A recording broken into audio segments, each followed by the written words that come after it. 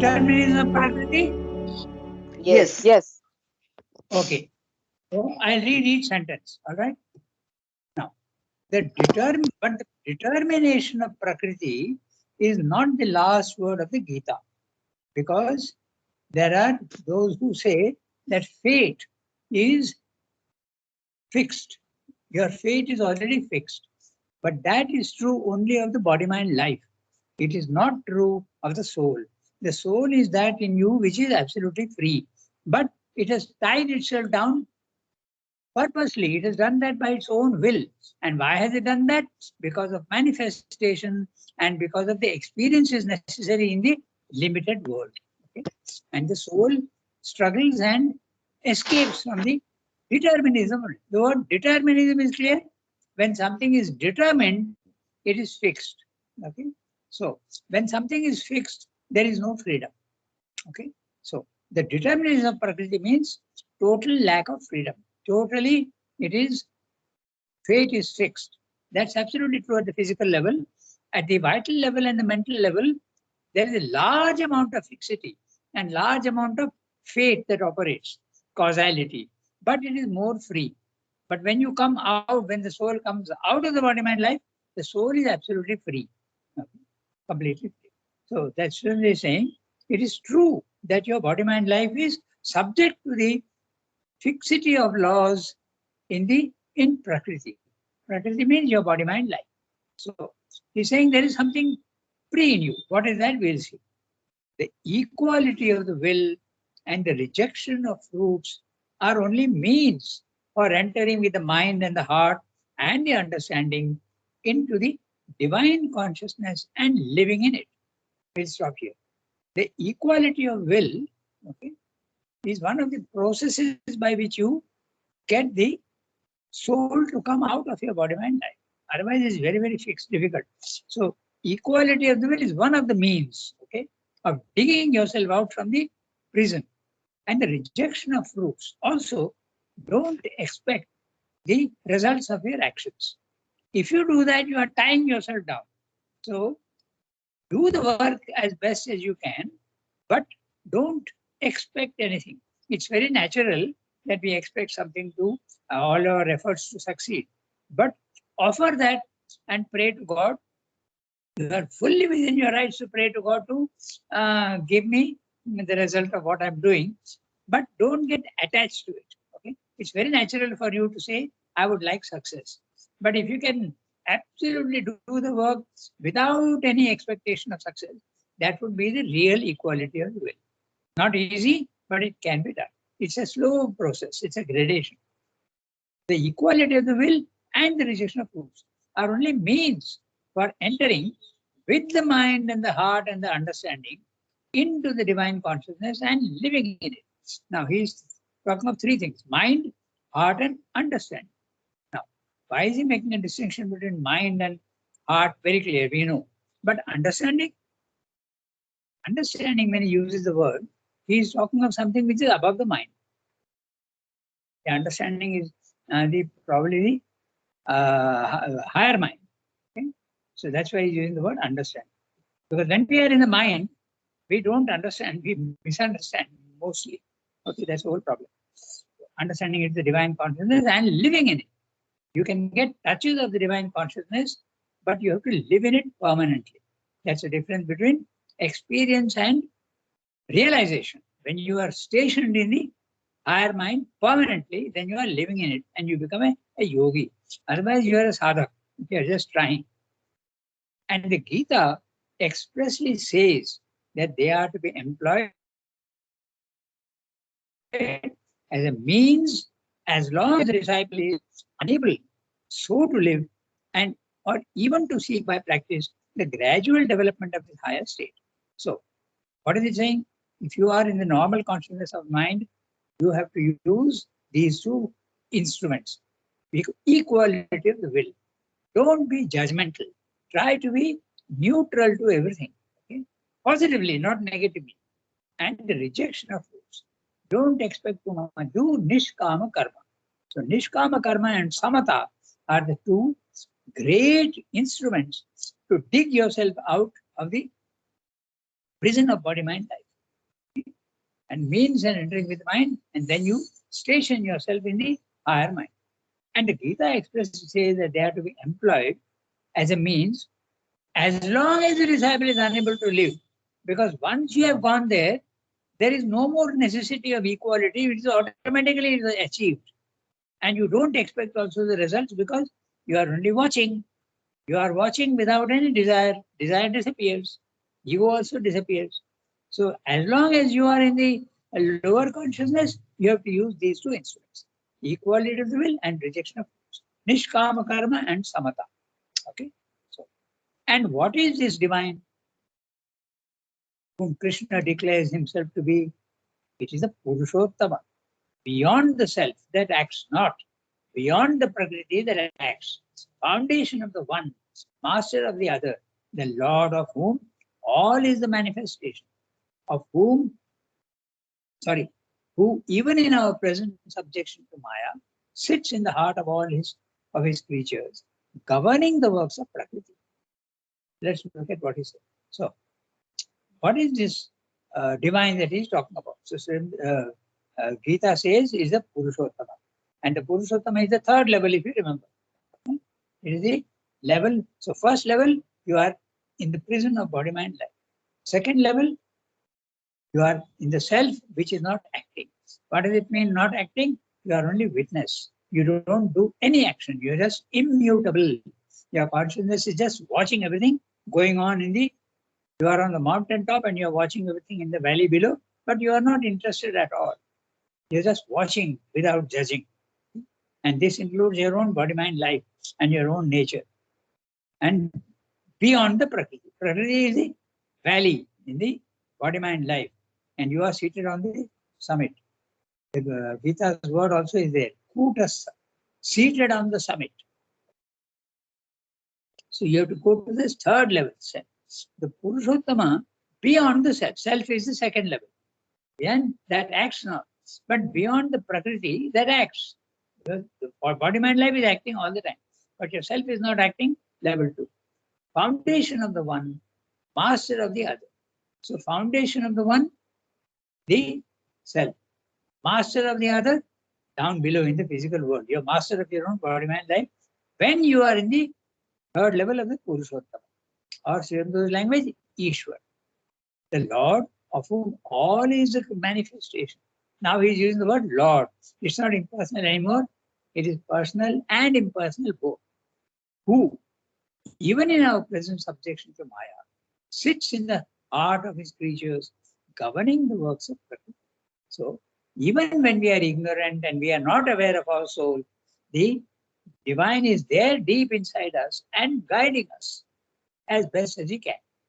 We don't get the guidance very clearly, but by the time the guidance comes through the three veils of body, life, and mind, the guidance gets distorted and you feel that it is your own thought and your own will.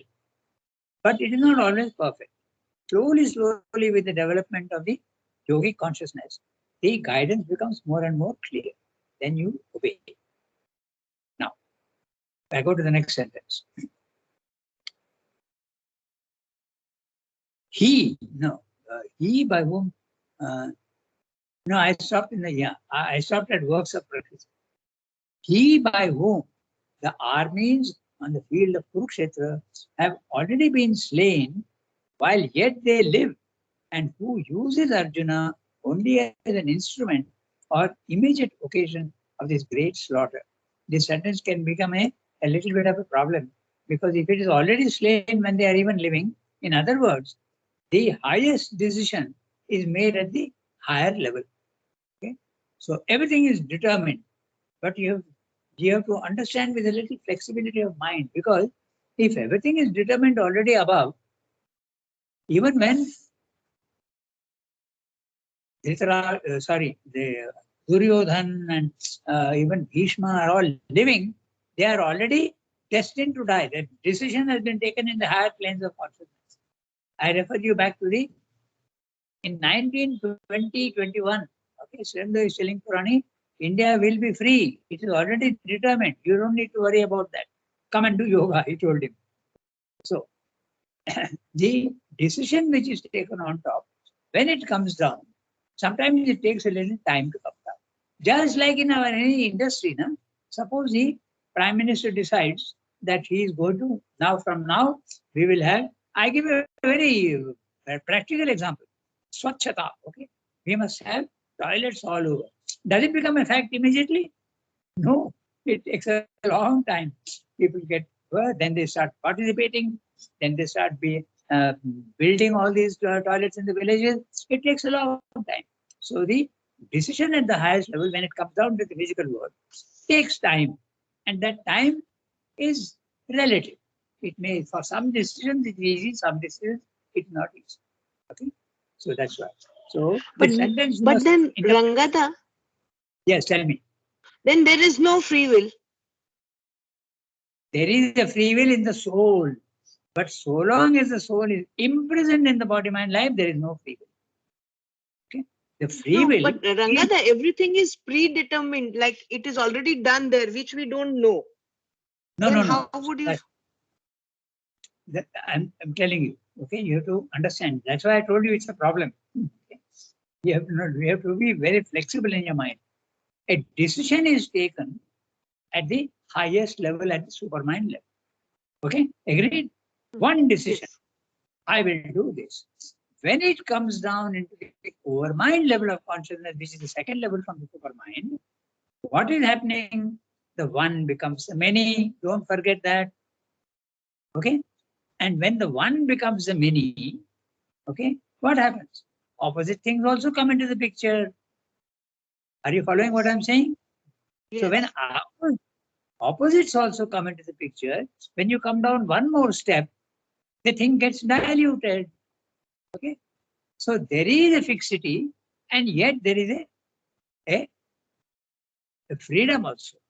And at the lowest level, what is fixed? The body, mind, life, matter. The laws of matter are absolutely fixed. But the freedom is there in the soul. But if you are not aware of your soul, how can you be free? So the moment you become aware of your soul, the soul has got freedom, but not the body, mind, life. Follow? No. Think about it. No. If something is determined by the Lord, how will the Yes. soul change that idea? Okay, okay. What is the soul? Is it not the divine in essence? So Oh, the yes. divine at the divine at the highest level has determined something. But he tells the soul, you are a part of me. Go down into the difficult world and climb back to me. I am giving you the possibility of freedom. You have the freedom to do that, but plunge yourself into the difficulty and the prison and come out. I am giving you the freedom to do that. But the difficulties are there. Follow what I'm saying? The No. soul is essentially divine. Yes. And okay, think about it. Okay. Don't think in very fixed terms. There is a soul and there is Prakriti, but there is also Purusha. Are you only Prakriti?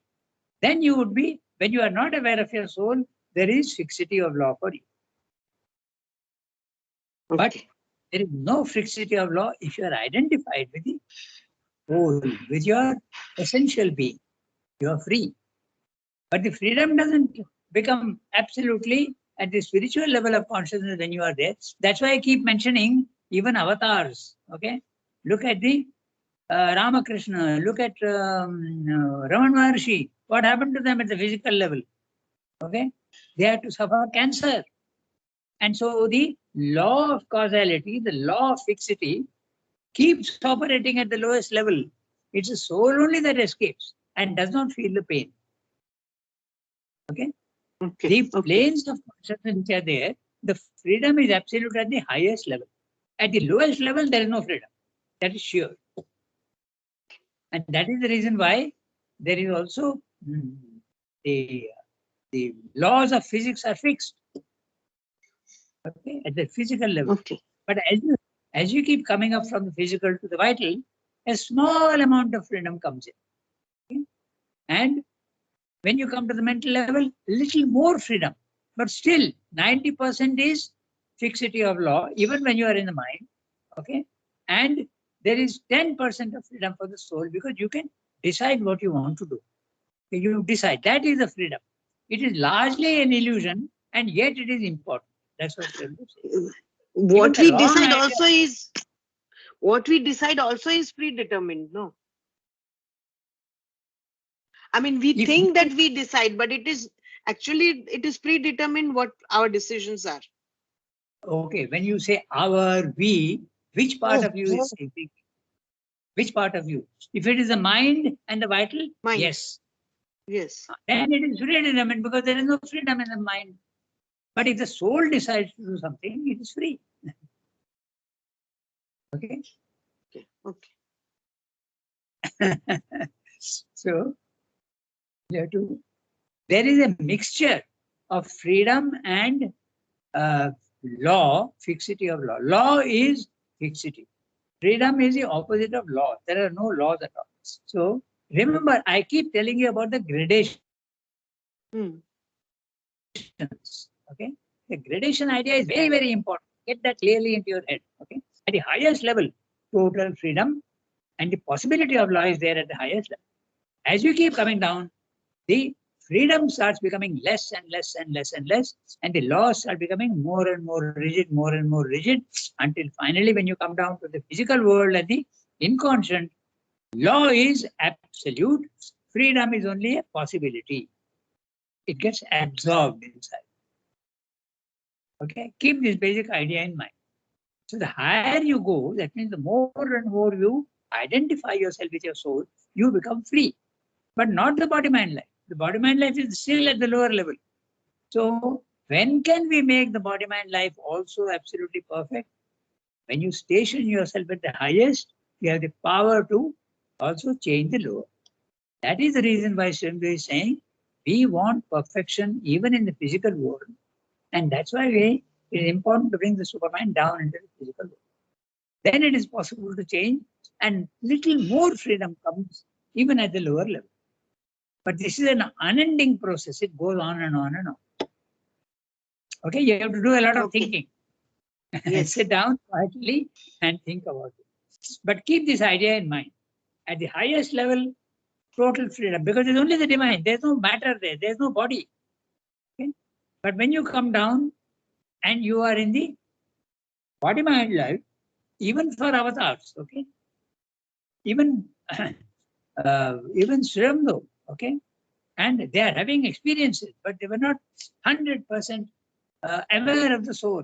Okay, they are avatars, but they are first the prisoners of the body mind life.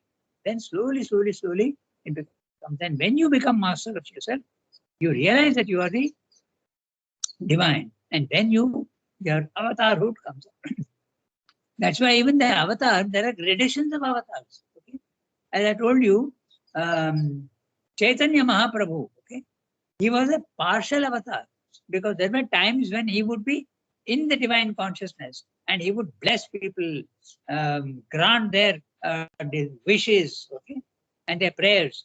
But there were times when he was a devotee. That means he has come down from that higher level down into the lower levels. At that time, he himself is praying. He is a devotee and not the divine. This is something that many, particularly the Europeans, don't understand. When I was in the archives, okay, I was told point blank, I was asked, do you think the mother is divine? Now the question is, what do you mean by divine?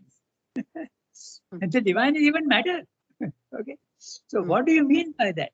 So when we say mother is divine, I believe that she is divine. The higher part of our consciousness is divine. We are not conscious of our higher part, but she is conscious. She is more divine than we are. So that is what they have to understand. But they won't. They are thinking very much in black and white terms. Either you are divine or you are human. It's not like that at all. Hmm. The higher you go, you become more divine. The higher you go, you become more divine and less human. Okay? Okay, Rangada. Merci. All right. So Now, he's saying, we were in that sentence, he by whom the armies on the field of Kurukshetra have already been slain, while yet they live, and who uses Arjuna only as an instrument or immediate occasion of this great slaughter. Prakriti is only his executive force. The disciple has to rise beyond this force and its three modes or gunas, sattva, rajas, tamas. He has to come out of the sattva, rajas, tamas. Sattva, rajas, tamas corresponds to the body mind life. It's the nature of the lower level. He has to become triguna atita.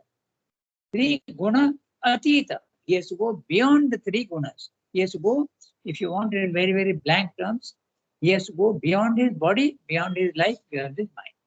He has to lose his identification with body, mind, life. And how do you do that?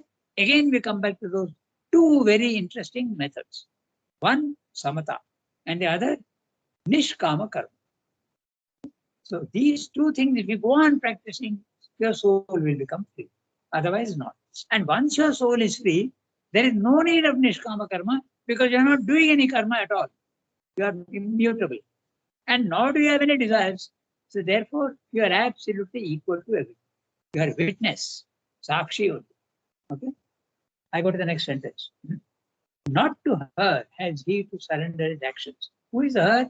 Body, mind, life. Nature. Okay? Not to her has he to surrender his actions, over which he has no longer any claim or right, because they are separated from him.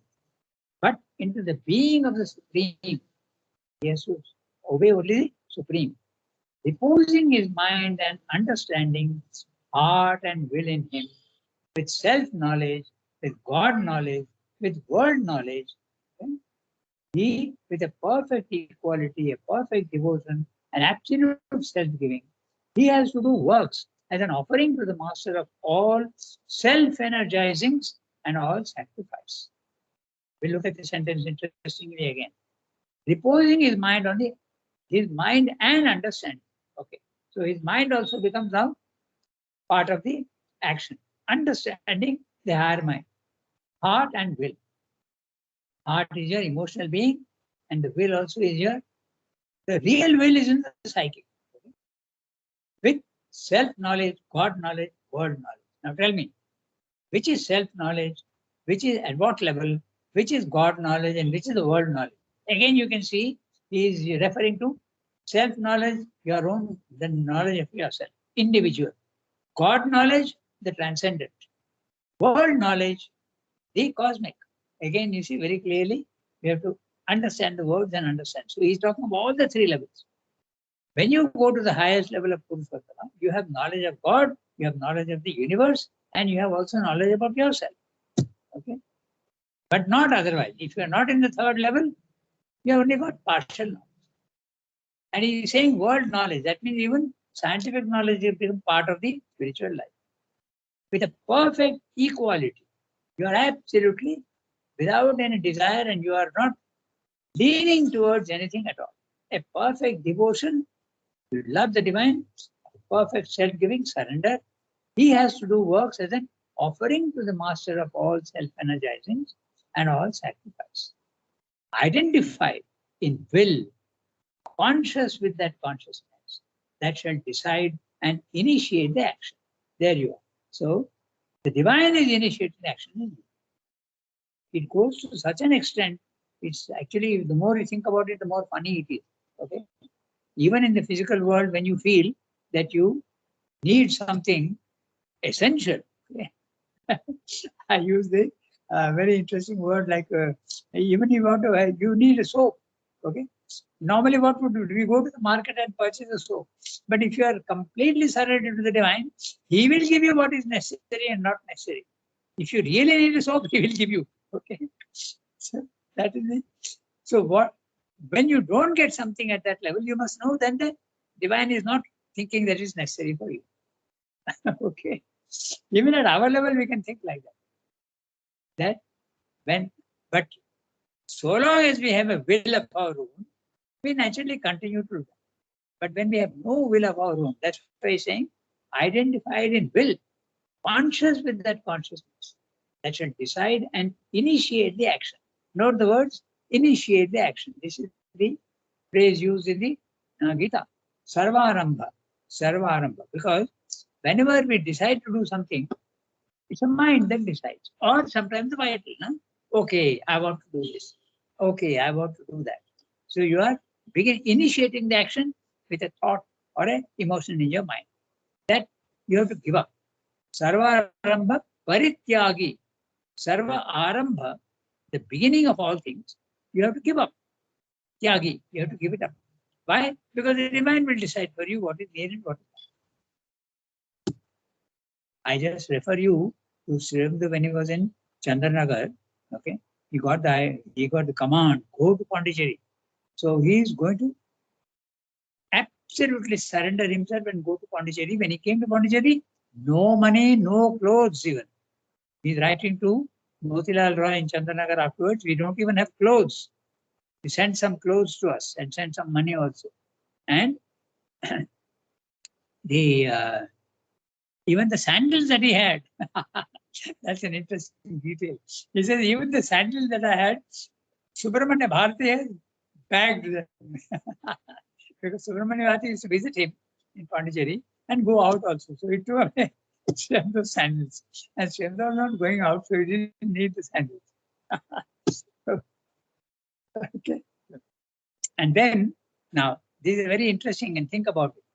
You may wonder, why is Shyam asking for money from people? Okay. So that is a question that you have to, I leave you to work it out. Okay. But, and then he writes, yeah, tell me. I can answer. It is like Okay. something those people owe to him. That's why he asked them. Otherwise, he would have not asked them. Okay, that may be a solution.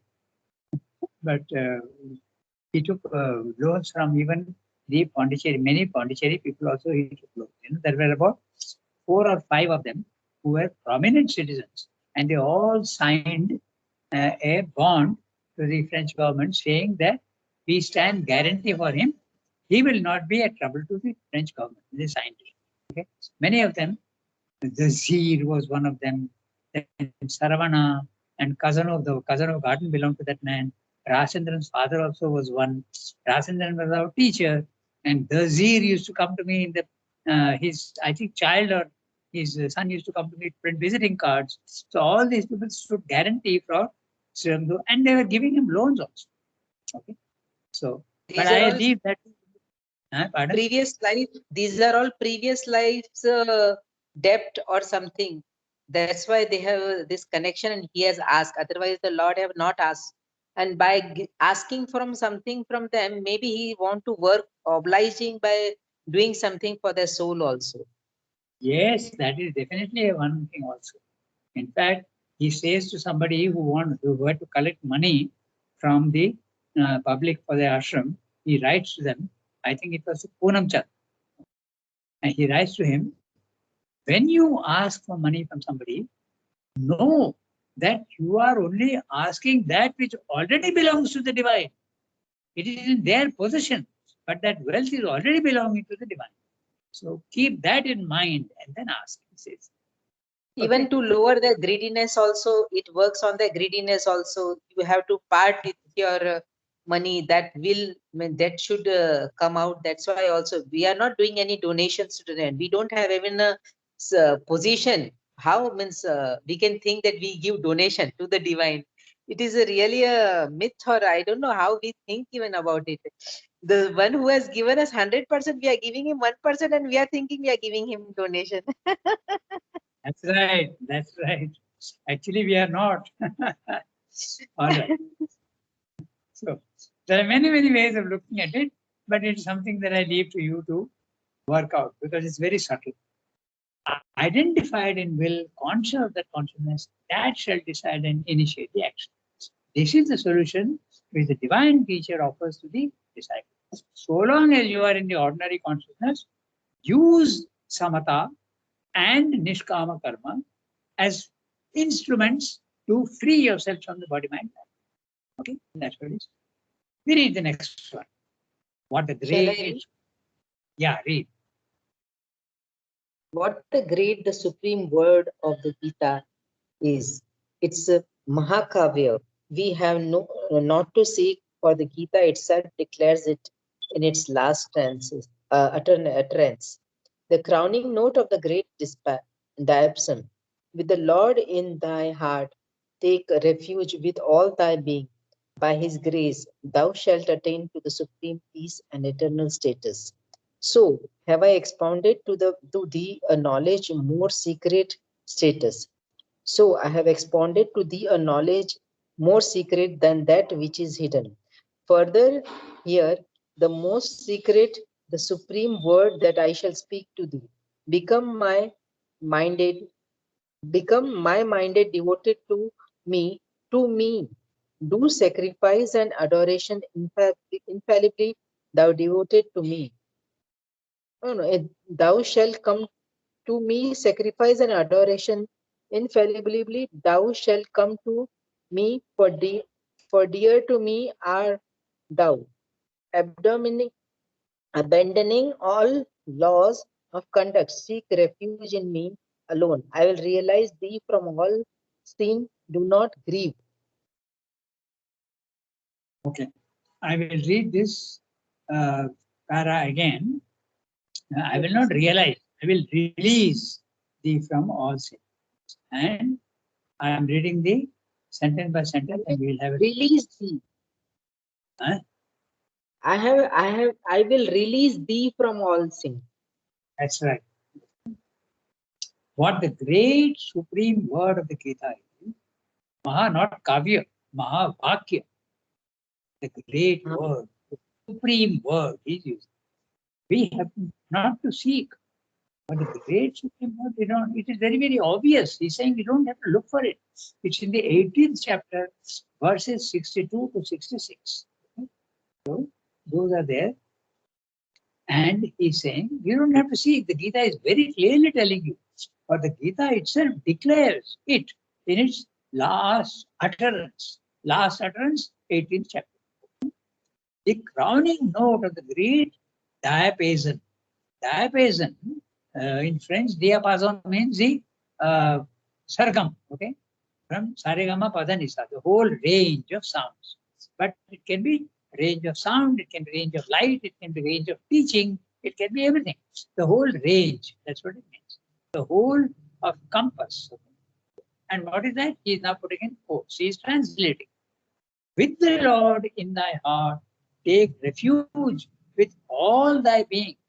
By his grace, thou shalt attain to the supreme peace and the eternal status. Eternal status, permanent status in the divine peace. Eternal status. No movement at all. So have I expounded to thee a knowledge more secret than that which is hidden. Further, here the most secret, the supreme word that I will speak to thee. Become high-minded, devoted to me. To me, do sacrifice and adoration. Infallibly, thou shalt come to me. For dear to me art thou. Now, that dear to me art thou is very interesting. There is a whole discussion possible for that. Because if he is absolute, the divine is impartial, why is he saying you are dear to me? Okay, that also is a huge discussion in the commentaries. Abandoning, sorry, abandoning all laws of conduct, seek refuge in me alone. I will release thee from all sin. Do not grieve. So the very first sentence, with the Lord in thy heart, take refuge with all my being. Tameva sharanam gaccha sarva bhavena bharata. Tat prasada param shantim sthanam prapsyasi shashvatam.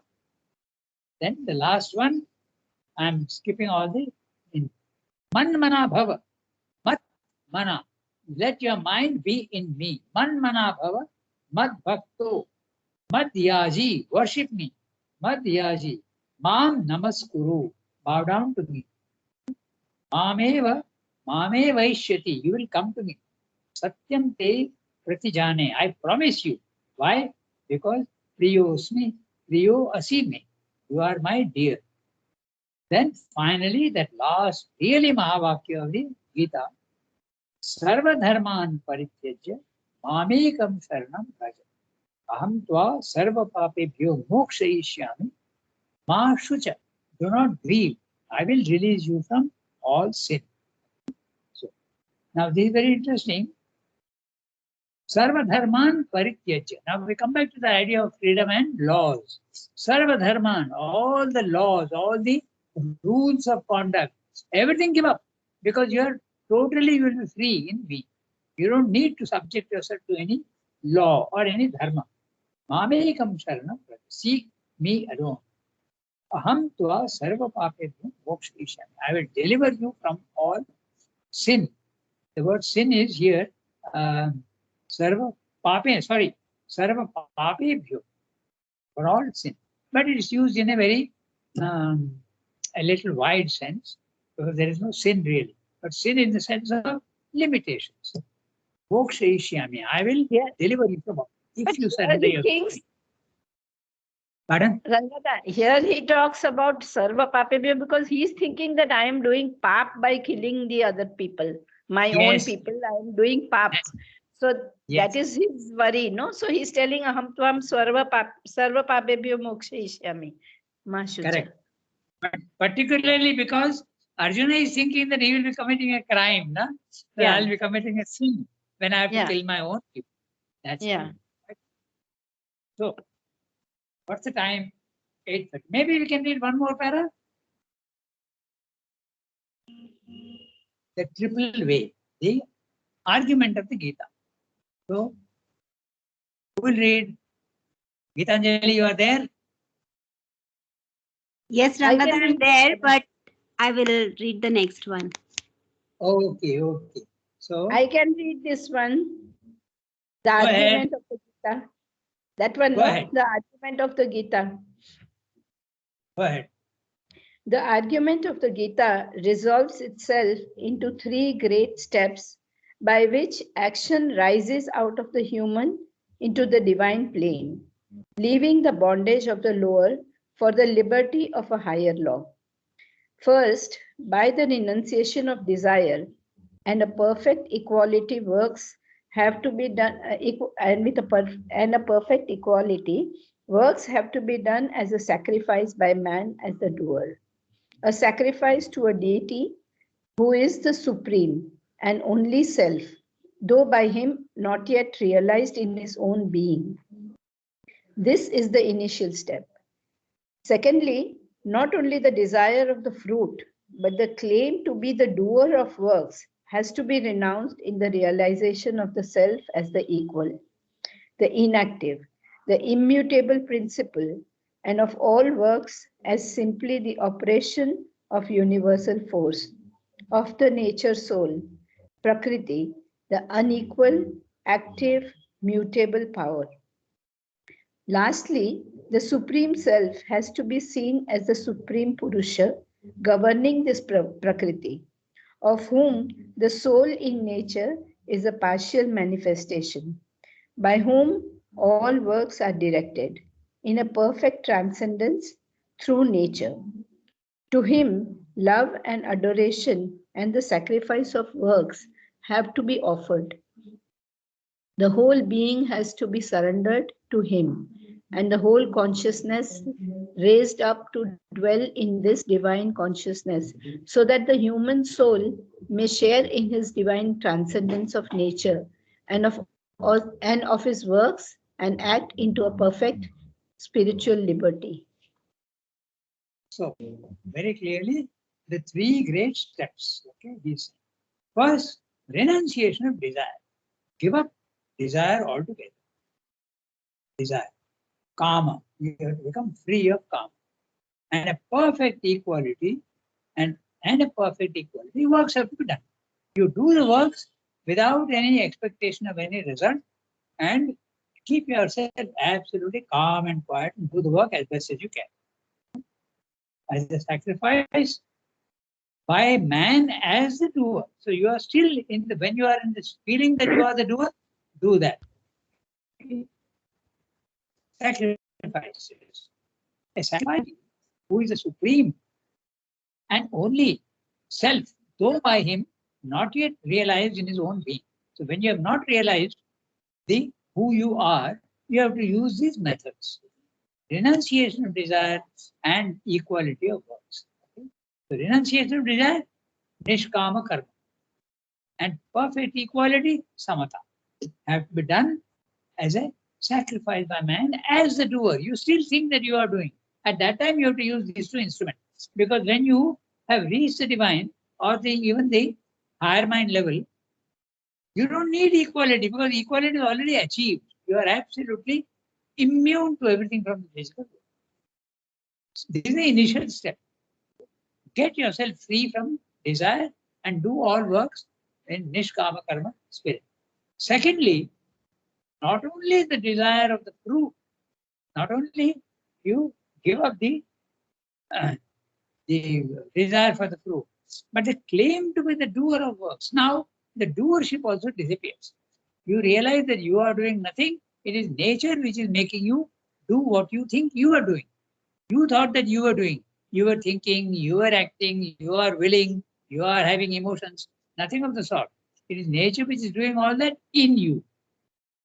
So that is the initial step. Secondly, not only the desire of the fruit, but the claim to be the doer of works. The realization of the non-doer in yoga is a very big realization because it gives you humility. You realize that you are nothing. You are just a watcher.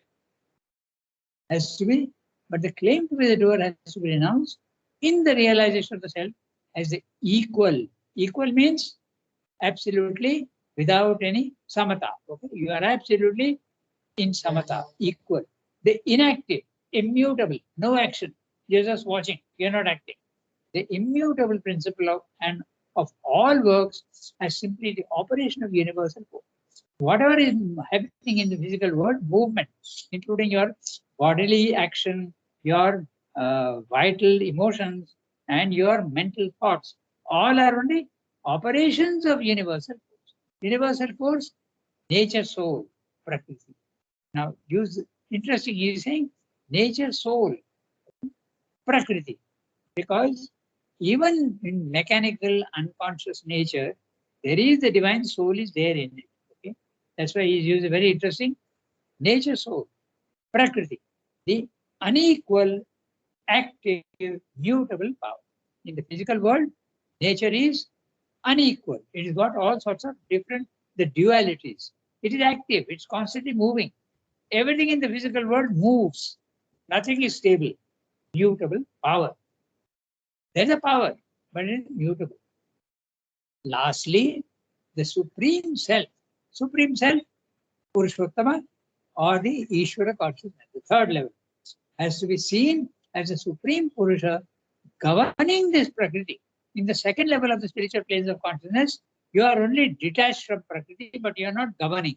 In the third level, you are governor. You are in perfect control of your own Prakriti, of whom the soul in nature is a partial manifestation. Note that. Okay? The soul in nature is your psychic being, and it is partial manifestation, by whom all works are directed in a perfect transcendence through nature. So, sitting at the highest level of transcendence, the divine is working in the nature, not directly, but through nature. His deputy, if you want. To him, love and adoration and the sacrifice of works have to be offered. So, it is to the divine, supreme divine that you have to do. It's very interesting. In the Gita says in one place that when we go to, there are many people who go to the Tirupati and they go to Sabarimalai and they offer things. But what are you offering to? You may be offering to Ganesh, you may be offering to other gods and goddesses, but ultimately everything reaches the divine. The whole being has to be surrendered to him and the whole consciousness raised up to dwell in this divine consciousness. To dwell means permanently live in this divine consciousness so that the human soul may share in his divine transcendence of nature and of his works and act in a perfect spiritual liberty. So when you are at the highest level, there is liberty. But when you are at the lower level, the soul is potentially free, but it has bound itself to for adventure and for experience. It has bound itself in the difficulties. And it is the challenge that it has to free itself. What's the time? Yeah, I think we have got time. So next time we'll finish the last one. So, and then go to Kurukshetra. Kurukshetra is a very interesting chapter because violence, okay, is violence divine? That's the whole question. And there are 3 chapters on that. Very, very interesting. Because those who say that ahimsa is the highest dharma, not true. The divine also can be full of violence. But the divine violence is never disturbed. There is no hatred in it. There is no enmity. It's an action that takes place calmly, quiet. Okay? So we stop here today, and next time we'll take up the first is Karma Yoga. Okay.